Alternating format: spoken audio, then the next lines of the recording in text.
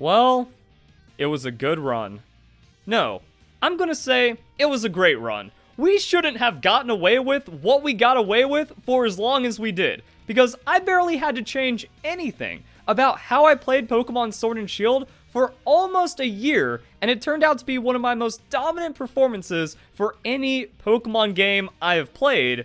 But that brings us to what this video is about, because the game has changed. It looks like the party is over, and I'm going to be breaking that down in this video. So if you end up enjoying it, don't forget to leave a like and share it with all of your friends, Twitter, Facebook, Discord. Get that discussion going as we transition into the new series, as we transition into the Crown Tundra update. So what is going on? Well, it looks like tanks just don't work. And I don't even think it's a part of the new series. Like, the new series bans the most used Pokemon, and in my video breaking it down, I thought, how are they going to stop me?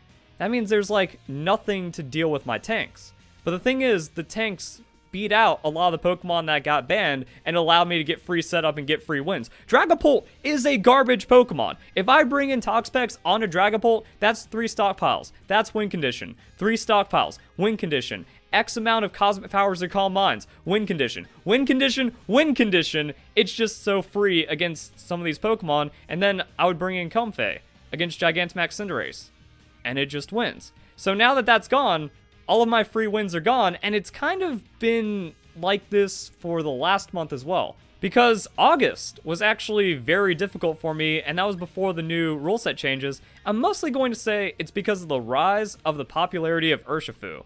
And it's caused a lot of like weird shenanigans to go on as well, because Urshifu didn't get a lot of play in July, and then July introduced the new Pokemon combos and all the fun stuff like Skarmbliss plus a Hippowdon. I'd pretty much win my games, or Skarmbliss, Duraludon, any kind of finisher, weird stuff like that, and it was just disgusting. But then, you know, we started seeing more Magnezone, and Magnezone stops out the Skarmbliss super hard because body press. Blissey doesn't like physical. Blissey doesn't like fighting physical. Magnezone, a primary special attacker that would otherwise be completely walled by Blissey, can set up an iron defense, land that body press, and there's nothing I can do about it, and then the rest of my team just kind of crumbles, because if I'm running Skarmbliss Toxapex, Magnezone beats all that. One Pokemon. Same thing with Clefable. So like, a lot of my great Pokemon, one new Pokemon enters the scene, it gets popular, and then I don't have a team anymore. Same thing goes for the Urshifu. It breaks defenses. It two-shot Skarmory. Like, Water Urshifu, we've seen it, like, I can just style on Water Urshifu because it, like, kills itself on the Rocky Helmet. But if it's, like, Wicked Blow Dark Urshifu, it just punches my entire team down. Appletone can't set up. It takes, like, 70% on a full defense Appletone. I get an Iron Defense, and I don't have enough to back it up. Toxapex, again, like, my stockpiles don't matter. If it's a Dark Urshifu, Wicked Blow beats me down, and then Hippowdon loses to Water Urshifu. So even in the format before Hippowdon was banned, I was still finding problems. But now Urshifu's usage has spiked in August, gave me a very difficult August, but didn't get enough usage to get banned. Magnezone got banned instead, but then Urshifu hard counters the Blissey anyway, so I can't do anything. And we all know, like 60% of Urshifu's power is not knowing what typing it is. The sprite is the same in Pokemon Select, and then even if you bring like one for each, you know, you bring like the Water Urshifu counter and you bring the Dark Urshifu counter, well, that's compromising your team building, and even then, like a well-timed Urshifu at the time you're not expecting it, of the typing you're not expecting it, it can still do some serious damage and beat you down.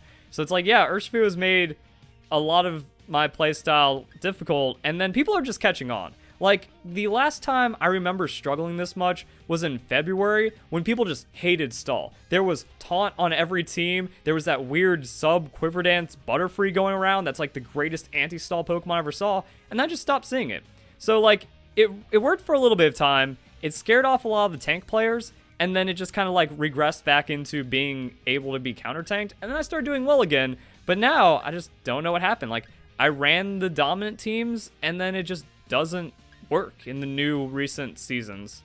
Like, man, Corviknight worked really well for a while, and then it just never worked again. Like, Corviknight, Toxapex, Hippowdon Core, it just doesn't find the same amounts of success, because now people are onto it. people have kind of realized that, you know, sweepers get set up on too hard because they lack the damage for those other compromises and like speed or other weird tricks that they do. It's not just the bruiser meta. You know, sweepers beat bruisers, bruisers beat tanks, tanks beat sweepers, kind of like a loose combat triangle. Now, that's not always true because, like, weird things happen in Pokemon, but for the most part, it's like, yeah, when you just have high bulk, incredibly high damage, weakness policy, Dynamax Pokemon running around, like Tyranitar. Tyranitar was giving me tons of problems as well.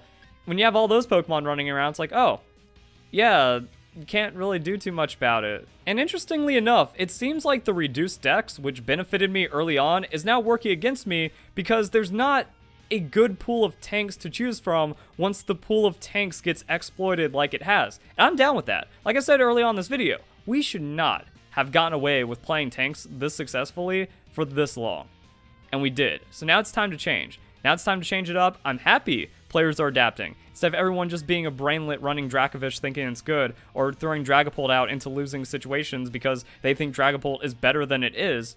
So now, here's my team.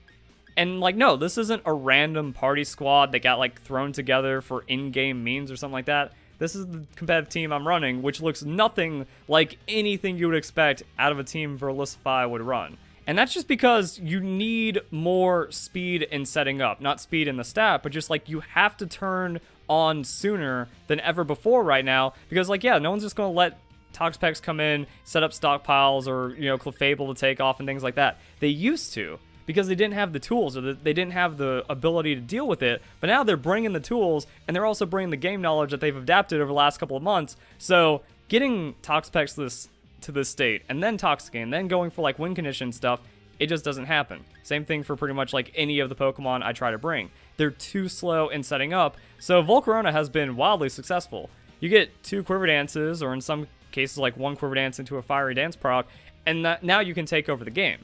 There's still times where you're not even afforded that many turns, but Volcarona, it's kind of like in that in-between. It can turn into a sweeper very fast instead of just an unkillable tank that then wins the game off of just whatever it's doing. Like Hippowdon turns into win condition on absurd body press damage, Fissure, Toxapex just doesn't die and Toxic does more damage, and Felicity gets +6 on Calm Mind and things get crazy. But there's just so much setting up going on. And then one thing I love is just the adaptation of Vaporeon. So once again, the Vaporeon strat, you had to see it, guys. You had to see it when it happened and how it's developed. But max special attack, max defense Vaporeon, Dynamax Life Orb is one of the strongest things I've seen in Pokemon Sword and Shield. I made a Lantern that has higher coverage, less durability, that has also been slapping Pokemon around. So bulk Life Orb damage is really good. Like the Duraludon, this is one of the best Pokemon in the games. Now it's not like, you know, max special attack, max defense, but it's just kind of like running the highest damage on the Life Orb, prioritizing on that Dynamax, and then just hard winning the game off of that. That was working early on, kind of dropped off in the middle of Pokemon Sword and Shield, came back, and now it's just kind of like all these crazy things are happening. So that's what this Primarina represents. This Primarina represents anti-Urshifu, just big dunk damage, and doesn't even have to Dynamax. Like, I can tank a hit, and then just blow something up with Life Orb, Stab, or super effective coverage, being one of the highest special attack starter Pokemon, if not the highest special attack starter Pokemon in the game. If I need the Dynamax, I can, and I'm just even stronger on top of that. Also, if Primarina comes in against a slow Pokemon, I get 2 hits on it, that's going to be a KO. So the Primarina is kind of like that bulk damage that fills in the holes I have against problematic Pokemon like the Urshifu. Darmanitan, I've been picking it up more. I think this on-demand damage is something that my team generally always lacks. This is Cheese Rotom. I love it so much. We've lost to it. I think it's incredibly powerful. You Nasty Plot, you Dynamax, you Airstream, and then you win the game. Because now you're a Scarf Rotom that's doing more damage than Specs Rotom, and you're also getting the boosted damage from Dynamax. You go Rising Voltage, or, you know, the Max Electric move, get Electric Terrain out there. Rising Voltage affects grounded Pokemon, so you benefit from it despite having Levitate, then Dark Pulse coverage, and then it's a sweep. Silvally. Bulk, like I said, bulk bruiser Pokemon, that's where it's at. Silvally, Swords Dance.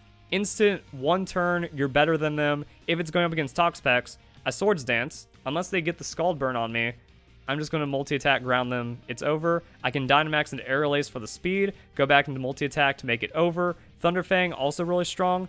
So far in playing with this, the Swords Dance hasn't worked. Like, I haven't... Like, the thing is, this is supposed to be the anti-tank Pokemon, the anti-stall, the anti-setup, but no one is playing setup. And because setup is just getting too bodied right now, so I might not even need the Swords Dance. That's just probably better off as other coverage to work in my Dynamax, and then come out of it and just go into stronger Earthquakes, you know? So we have some good stuff there. In case I do need it, Swords Dance is just going to be really strong. Swords Dance set up against Skarmory, minus the Whirlwind. You know, it's like, okay, Skarmory, they go into Stealth Rocks. That's my Swords Dance turn. I Dynamax, Max Lightning. Max Lightning, Aerial Ace, multi-attack. Now I can have hard sweeps of Valley because it's bulky. You know, like, Bruiser Pokemon can't one-shot it.